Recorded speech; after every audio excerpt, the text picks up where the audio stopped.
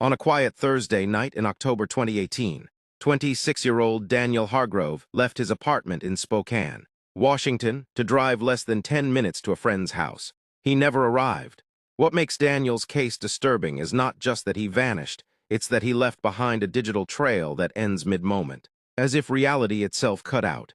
At 9:41 p.m., Daniel sent a text, "Almost there." At 9:43 p.m., his phone attempted to call emergency services. The call never connected. Traffic cameras later showed Daniel's car pulling over beneath a streetlight on an empty industrial road. His hazard lights blinked twice, then stopped. The car door opened. Daniel stepped out, and then nothing. When police arrived the next morning, the vehicle was still there, keys in the ignition, wallet on the seat, phone on the pavement, screen cracked as though it had fallen during a sudden movement. There were no skid marks, no signs of a struggle, no footprints beyond the edge of the road.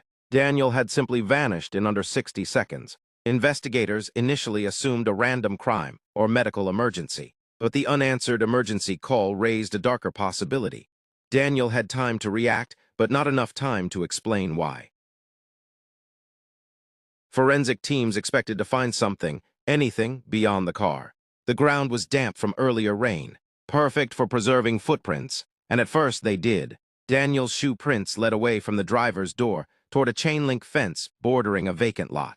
The steps were normal, evenly spaced, showing no sign of panic.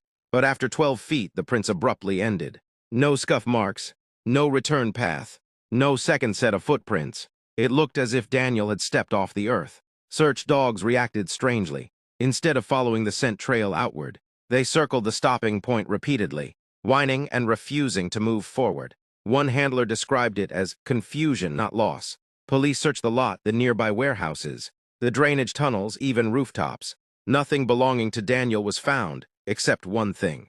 Tucked into the fence was his jacket, neatly folded. Not torn, not thrown, folded. Friends insisted Daniel would never leave his belongings behind voluntarily. He had plans the next morning, a job interview the following week, a life he hadn't abandoned. The scene raised a terrifying question investigators couldn't answer. If Daniel didn't walk away, and no one dragged him, how did he leave at all? 3 days after Daniel vanished, his mother received a notification that froze her in place. Daniel's phone had pinged. The signal lasted only 2 seconds, but was traced to a rural area nearly 40 miles away, a location with no cell towers, no homes, and no roads leading directly to it. When authorities searched the area, they found nothing but dense forest and abandoned logging paths.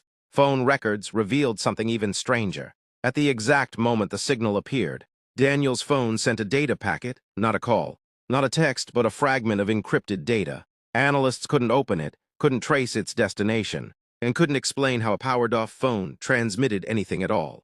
Later that same night, Daniel's voicemail updated. There was no new message, just 12 seconds of audio added to the end of his greeting. Static, wind, and a single breath that was not Daniel's. Experts confirmed the sound wasn't a recording artifact. It was added intentionally. The case was quietly transferred to a specialized unit. Public updates stopped, requests for information were denied, and Daniel's family was told the most devastating phrase of all. There are no further leads, but someone or something clearly had Daniel's phone, and they wanted it to be known. Daniel Hargrove was never found. No remains, no suspects, no explanation, but his case refuses to stay silent.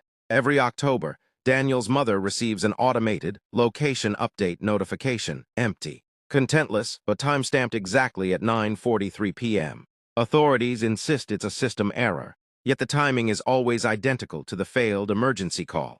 Former investigators admit off the record that Daniel's case doesn't behave like a crime scene.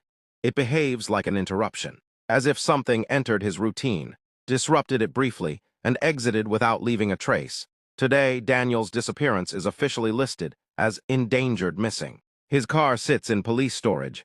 His phone remains powered down, sealed in evidence, but the unanswered call remains in the system, ringing, unconnected, waiting, and until someone explains how a man can vanish from a lit street without a sound.